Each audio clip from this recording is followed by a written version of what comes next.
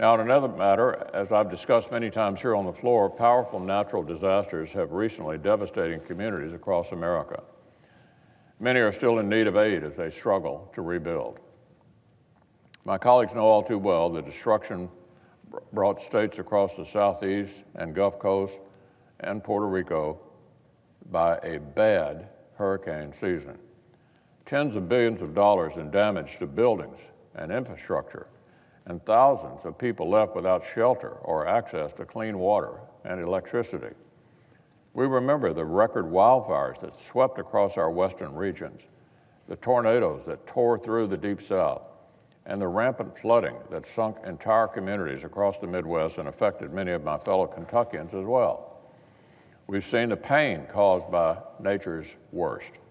Now it's time for Congress to finally demonstrate our commitment to America's best. It's time to deliver supplemental resources for the rebuilding efforts that in many cases have been just inching along for months. It's well past time to show that relief workers, the volunteers, and the families still picking up the pieces, that we have their backs. In recent days, important progress has been made to deliver on this overdue commitment.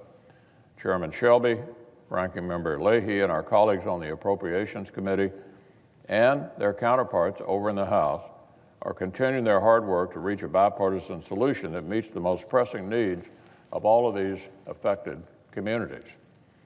That includes promising steps toward a bipartisan agreement to deliver critical resources to address the ongoing humanitarian crisis at our southern border.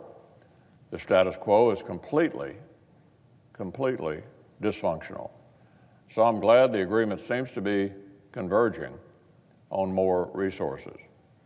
So I expect to discuss our progress in greater detail as the week unfolds, but it's my sincere hope that in both parties and in both chambers, we'll finally be able to reach a meaningful consensus that can become law and deliver on the priorities of communities that are in need all across our country.